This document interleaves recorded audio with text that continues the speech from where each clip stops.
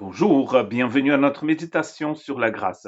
Aujourd'hui, c'est le 9 janvier et je voudrais lire dans Éphésiens chapitre 3, verset 14. C'est pourquoi je me mets à genoux devant le Père. C'est pourquoi je me mets à genoux devant le Père.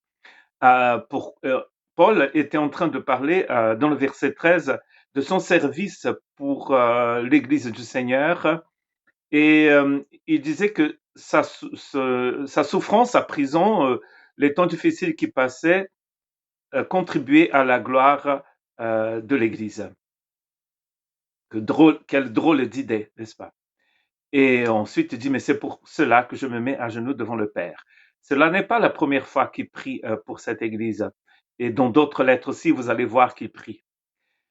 Quand on se met à genoux devant le Père, quelle devait être notre attitude? Surtout si nous pensons à cette œuvre magnifique du Christ, à cette nouvelle création, cette nouvelle humanité, à cette nouvelle réalité et à cette nouvelle dimension qui est le royaume de Dieu et l'Église du Christ.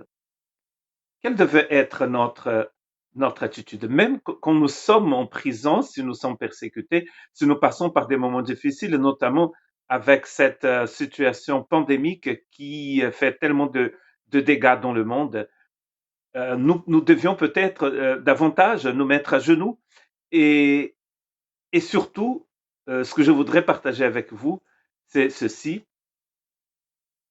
À tout moment et pour toute chose, vous remercierez Dieu le Père au nom de notre Seigneur Jésus-Christ.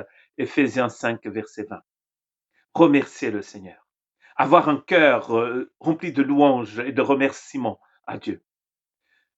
Vous savez qu'il y a une loi dans les Écritures que nous appelons la loi de la semence, que je cite ici souvent, c'est que tout ce qui sort de notre bouche, nous allons donc récolter les fruits. Tout ce que nous semons, nous allons récolter.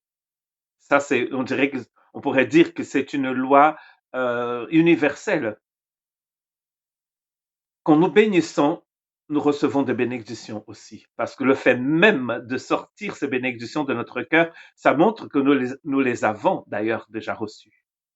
À tout moment et pour toute autre chose, vous remercierez Dieu le Père au nom de notre Seigneur Jésus-Christ. Donc, grâce et remerciement. C'est magnifique. Colossiens chapitre 3, verset 17 dit ceci, dans tout ce que vous pouvez dire ou faire, agissez au nom du Seigneur Jésus en remerciant Dieu le Père par lui. Encore une fois, nous sommes ici dans Colossiens, donc une lettre écrite aussi depuis la prison, où nous avions peut-être envie de rouspéter, non, pardon, de, j'oubliais le mot, euh, mais justement de ne pas être content, de, de, de, de crier à l'injustice.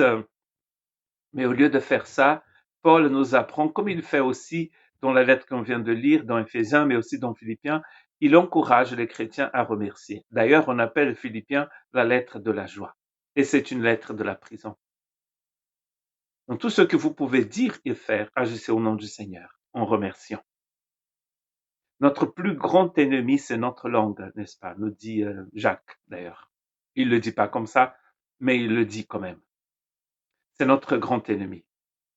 Le thème central du livre des Proverbes, c'est pas la lutte contre les actes sexuels, mais c'est contre la langue. Paul dit que quand on commet un péché dans le corps, c'est contre nous-mêmes que nous péchons. Nous nous faisons du mal.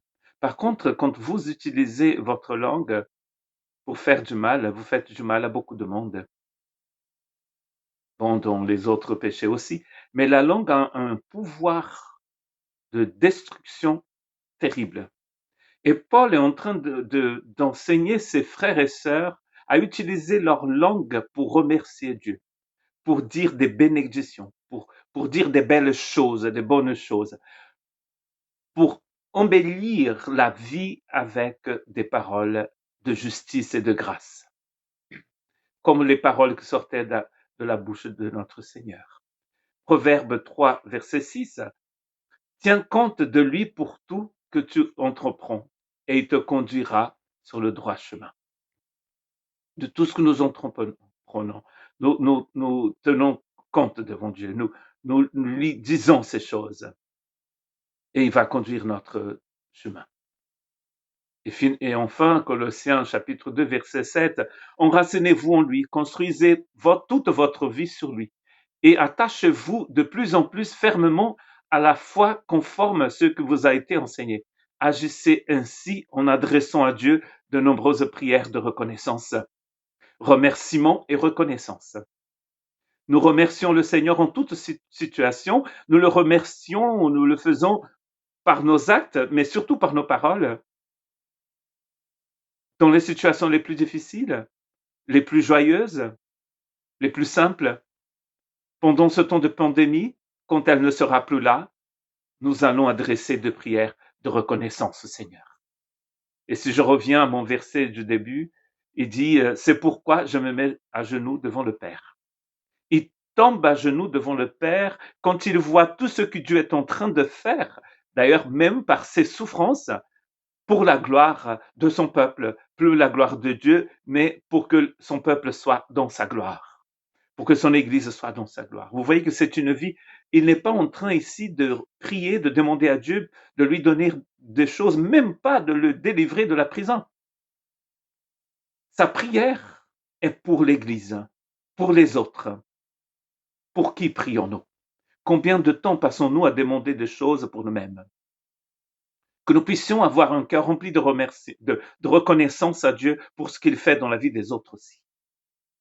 Que Dieu vous bénisse.